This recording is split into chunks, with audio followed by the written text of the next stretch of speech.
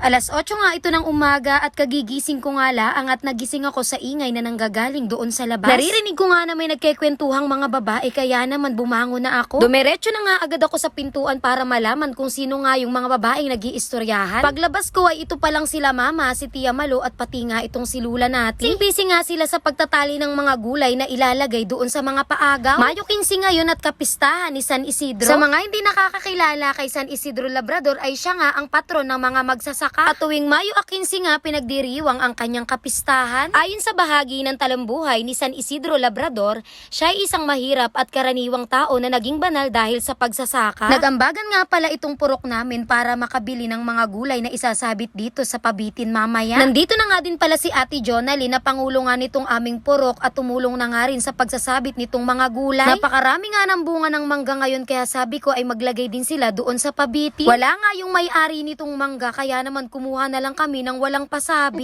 Pero sa puno nga kami nagsabi at 10 piraso lang naman ang kinuha namin.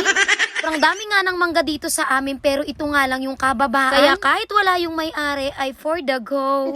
Dapat talaga ay puro gulay at prutas lamang ang ilalagay dito sa pabitin. Dahil ito ngang pabitin ay pasasalamat sa masaganang ani. Pero para nga mas maging maganda at mas makulay nga itong pabitin ay nagdagdag nga sila ng mga sitsiriya. Nagbigay nga din pala si mama ng bigas dyan pero hindi ko na nga pinabitin dahil kako ay baka nga mabasag lamang at masayang. Sabi ko nga ay magsulat na lamang sa papel at kung sino nga ang makakuha ay di doon nga ibibigay. Hapon pa nga yung prosesyon kaya naman umuwi nga muna kami dito sa bahay para makapagluto ako ng medyo masarap-sarap. Piyesta nga ngayon kaya naman dapat ay hindi nga pangkaraniwan yung aming uulamin.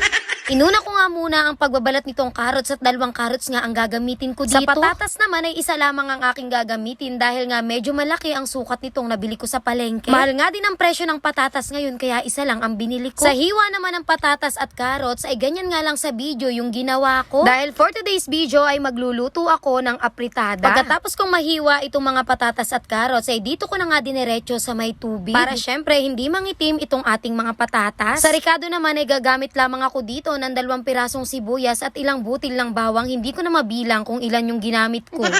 Dahil pag ako kung ilan yung aking madampot ay yun na yun, wala nang balikan. Gagamit din pala ako dito ng bell pepper at meron nga ako ditong 3 piraso pero maliliit. Dito ko nga lang ito kinuha sa harapan dahil nga meron namang tanim dito si mama. Hindi pa nga lang siya masyadong hinog pero ang importante ay malapit na.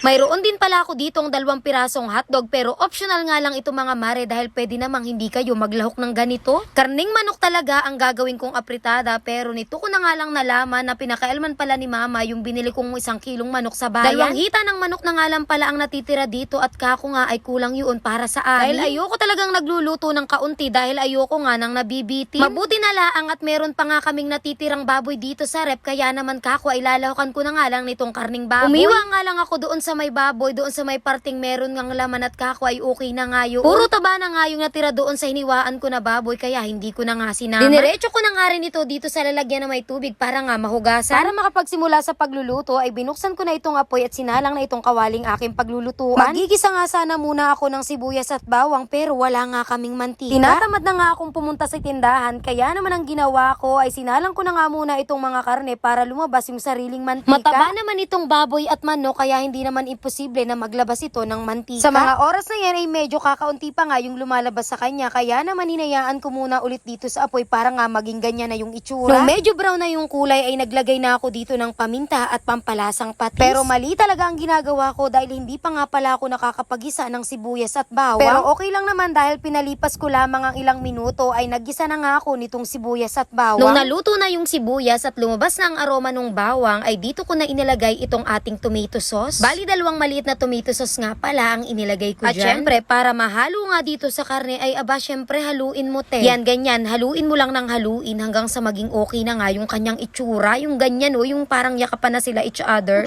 Maglalagay din pala ako dito ng tubig at siguro nga ay mga 2 baso nga yung nailagay ko. Hinayaan ko lamang ito dito sa apoy para kumulo at para lumambot yung ating mga karne. Pagkalipas ng 3 minuto ay inilagay ko na nga rin pala itong mga hotdog pero optional lang ito mga mare ha. Pwede kayong hindi maglagay maglagay ng ganito. Ganun lang ulit mga mare ang ginawa ko. Hinalo ko, tinakpan ko at pagkatapos ay pinuksan para ilagay naman itong mga carrots. Inuna ko talagang ilagay itong mga carrots dahil nga higit na mas mabilis nga itong maluto kaysa nga doon sa patatas. Pagkalipas naman ng 3 minuto ay isinunod ko na nga ring ilagay itong mga patatas. Hinalo-halo ko lang muli at pagkatapos ay hinayaan ko na ulit dito sa apoy para nga madaling maluto itong ating mga patatas. At syempre, tinakpan ko ulit at pagkatapos ay binuksan at sinunod ko namang ilagay itong mga green peas. Yung nasa lata nga lang talaga ang nilagay ko dito dahil hindi ko talaga matagpuan dito sa bayan ng Lopez kung saan nga nakakabili nung fresh na green peas. Mayroong nakapagsabi sa akin na nakakabili nga raw noon sa Jojo pero hindi ko pa nga nasusubukan. Kukulangan pa nga ako sa lasa nito kaya naman nagdagdag pa ako ng kaunting asin. Sa pampabalanse naman ng lasa ay naglagay lamang ako dito ng 1 kutsara ng asukal. Medyo nakulangan pa nga pala ako sa pagkakulay orange nito kaya naman nagdagdag din ako dito ng kaunting ketchup pero hindi ko na nga na video. First time ko nga lang magluto ng apritada at masasabi ko talagang pwede na akong mag-asawa. Dahil mga mare, lasang apritada talaga siya and I'm so proud of myself. At isa pa, ngayon ko lang din talaga na pagtatanto ang mga pagkakaiba ng apritada, minudo at pati nga kaldereta. Dati kasi pag tinanong mo ako kung ano nga ang tawag dun sa ulam na yun ay hindi ko nga alam. Bahala na nga yung kung minudo o apritada dahil magkakaparehas nga talaga siya ng kulay. Tapos kung sasangkap naman siya pag-uusapan ay halos magkakaparehas nga din dahil parehas nga siyang may carrots at meron ding patatas. Natapos na nga pala kaming kumain at sumapit na nga ang alas 4 ng hapon. Ito na nga yung sinasabi ko sa inyo na prosesyon na kung saan ay meron ngang mga paagaw. Gusto ko nga rin talaga sanang makisali para nga makakuha ng gulay pero kita nyo naman sobrang daming mga bata. Kung makikisali pa nga ako dyan ay baka nga mga suntok pa ako sa mukha o kaya naman ay mabalian. Baka yung makukuha kong gulay dyan ay hindi pa nga sasapat sa pambili ko ng gamot. Hindi, joke lamang dahil hindi naman talaga ako makikisali dyan sa paagaw. Inintay ko lamang talaga itong prosesyon para nga makapag-video ng kaganapan dito nga sa kapistahan ng San Vicente Labrador. Nakakatuwa nga din talagang manood ng ganito at talaga namang for the go ang mga bata. Parang kahit naman talaga magsuruntukan na nga sila dyan ay talaga namang makaagaw lang talaga ay talaga namang. Habang nanonood ay tuwang-tuwa nga ako sa mga anak ni Kuya Imboy dahil nga sobrang tataas tumalon. Sigurado ako na mamaya pag uwi niya sa kanila ay marami siyang dalang gulay. At yun lang, pagkatapos ay umuwi na rin ako sa bahay. Bye people!